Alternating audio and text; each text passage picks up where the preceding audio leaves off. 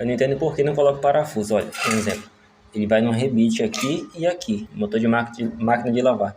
Rebite aqui em cima para sair embaixo. Eu tenho que cortar o rebite, a cabeça do rebite, para poder mexer. Só que aí, no caso, cortando, ele dá de colocar um parafuso no lugar. O mesmo parafuso que tem nas da Arno. Normal. Nesse caso aqui, ela não está dando impulso.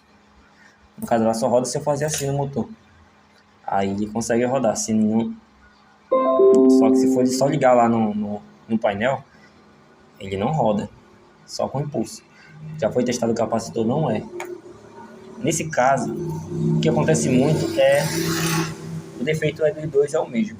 O que acontece muito é filamento quebrado. Vou desencapar aqui, vou procurar onde está quebrado o fio e emendar de volta. Pronto, resolve. Quando o motor ele liga, só que não roda. Só roda se der impulso. Tem gente que fala, não, é só o capacitor. Não é o capacitor, já foi testado. O defeito aqui é no filamento. Pegou alguma oxidação e quebrou o fio.